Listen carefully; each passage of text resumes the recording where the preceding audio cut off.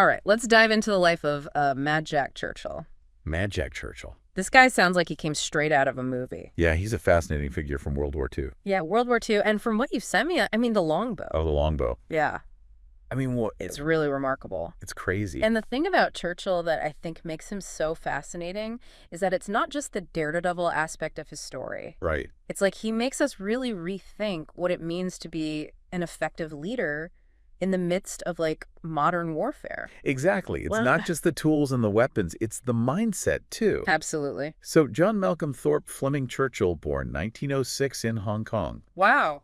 Even his beginning was unconventional, right? Absolutely.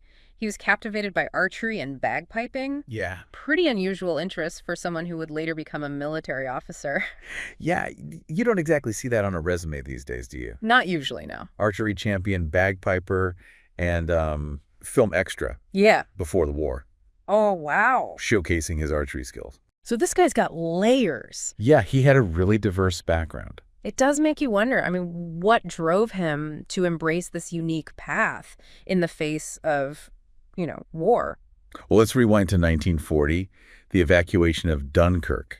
Dunkirk. The British forces are retreating under heavy fire. Yeah. And there's Churchill standing out, not for using the latest weaponry, right, but for wielding a longbow and a claymore. A longbow? Yeah. I mean, in World War II. Yeah, it's almost unbelievable, right? It's hard to wrap your head around. Yeah. Was this purely symbolic, like a nod to his love for archery, or did he actually believe it gave him a tactical advantage? Well, it seemed to have been a blend of both. Okay. While the longbow's effectiveness in modern warfare is debatable, Sure. accounts suggest that Churchill saw it as a tool for silent and precise attacks. Okay. Particularly effective in ambushes. Makes sense. And amazingly, he's believed to be the only soldier in the entire war Wow.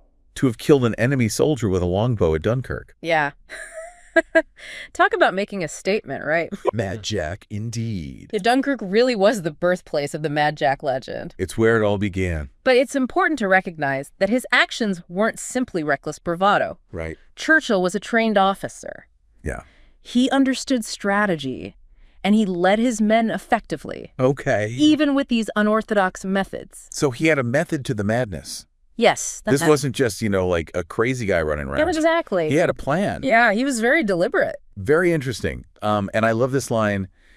Any officer who goes into action without his sword is improperly dressed. Oh, yeah. Classic Mad Jack. Classic Mad Jack. I mean, it really just shows you his thinking, right? Right. That he refused to abandon tradition even in the face of modern warfare. Exactly. This was his code. Yeah, and he lived by it, and, and he went on to lead a daring assault in Sicily in 1943.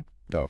And this time, the bagpipes took center stage. Bagpipes. Yeah. This, I gotta hear. All right, so picture this nightfall in Sicily. Churchill and his men are tasked with taking out a German artillery position. Oh, right. Under the cover of darkness. Mm-hmm.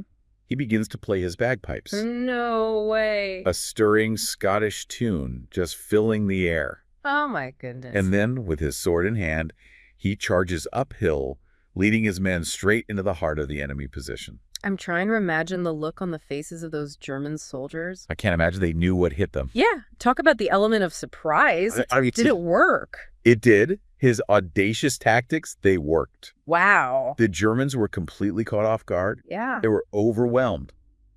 The result, Churchill and his men captured 42 German soldiers and an entire mortar crew. That's unbelievable. It is. It's like something out of a movie. It really is. I mean, just incredible. Yeah, he was very effective despite these unusual methods. So his courage and this unconventional approach, they actually paid off. They did, yeah. But surely in the chaos of war, I mean, his luck couldn't hold out forever, right? You're right. His luck didn't last forever. And that brings us to Yugoslavia, 1944. Okay. Where Churchill's audacious streak, yeah. met a formidable challenge. All right, so we had Dunkirk. Yeah. He's got this reputation now as Mad Jack. Mm-hmm. What happens in Yugoslavia? So he and his unit, they were ambushed by German forces. Okay, so he gets captured. Yeah, during this intense firefight, a grenade explosion knocked him unconscious. Okay. Leading to his capture. But he doesn't immediately try to escape. Not right away. That's surprising. It is surprising given his, given his personality, right? Right. But even as a prisoner of war, yeah, his spirit, it remained unbroken. Okay. So what do you mean by that? Well, as he was being marched to a POW camp, yeah, He insisted on carrying his bagpipes. Good bagpipes to a POW camp. I know, it's almost unbelievable. Yeah. It's hard to say for sure what went through his mind. Right. I don't think anyone can truly grasp Mad Jack's thinking. Yeah. But some reports suggest that he even played them in defiance of the guards. Really? Yeah, just, a testament to his unyielding spirit in the face of adversity. That's incredible to maintain that sense of self in Yeah. those conditions. Absolutely. Okay, so he's imprisoned? He's imprisoned, but this isn't where his story ends. I had a feeling he escapes. He does. Okay. He was sent to Sachsenhausen, Sachsenhausen. which, for those unfamiliar, was a Nazi concentration camp Yeah. known for its brutal conditions. Okay. It was designed to crush the spirit of even the strongest individuals. Wow. Yet Churchill, he remained defiant. Okay, so he escapes. He escapes. Not only did he escape, Yeah. he did it twice. Twice. Yeah, his first attempt was incredibly daring. Okay. Crawled under barbed wire fences, Yeah. evaded guards, Wow. and managed to travel a considerable distance Yeah. before being recaptured near the Baltic coast. Wow. So they caught him. They did. But he escapes again? He escapes again, That's great. months after his first attempt, Wow. this time successfully. He embarked on this arduous journey, walking over 100 miles to reach Allied forces in Italy. It's unbelievable that he even had the willpower. I know, it's incredible. After everything he went through, Yeah, to capture the first escape, yeah. unbelievable. Try again. To try again. Yeah, and succeed. It's a testament to his character. I mean, It really is. so the war ends. Mm-hmm. What happens to Mad Jack? Well, a quiet retirement wasn't in the cards for Mad Jack Churchill. I figured as much. Yeah, his thirst for adventure and his passion for the unconventional, they continued to drive him. What did he do? Well, he took up surfing. Surfing? Yeah, becoming one of the pioneers of the sport on England's south coast. Oh, wow. And of course, he never abandoned his beloved bagpipes, Of course not. even competing in national tournaments. Wow. Yeah, From fighting Nazis with the sword and bagpipes to surfing. pretty incredible. So after the war, I mean, he sees all these changes. Yeah. The world is different. How does he react to all of that? He had a unique perspective, as you might expect. Yeah. When asked about the rise of nuclear weapons, he remarked with a touch of irony that the war took a wrong turn Yeah. when the bow and arrow were abandoned for guns. That sounds like Mad Jack. It does, doesn't it? I mean, it really speaks to his, just his thinking, right? Right. He stayed true to his principles, even as the world around him changed so dramatically. Yeah. Yeah. It makes you wonder, could someone like him with his unconventional approach to leadership, I mean, Yeah. could he thrive in today's world? It's a fascinating question. It is. The world has changed immensely since World War II. Yeah. Technology dominates modern warfare, Mm-hmm. and conformity is often valued over individuality. That's true. It's hard to imagine, anyone charging into battle with a sword and bagpipes in today's military. Right. It just wouldn't happen. No. But maybe there's a deeper lesson here, right? I think his story emphasizes the importance of courage, resourcefulness, thinking outside the box. Yeah. These qualities are timeless and valuable in any era. So even though the world has changed, Yeah. the lessons, The lessons are still relevant. they still apply. Absolutely. Okay, so what does this mean for us today, right? Yeah. We're not all going to carry swords and longbows, No. but are there elements of Mad Jack's approach that we can adapt to our own lives? Absolutely. Yeah.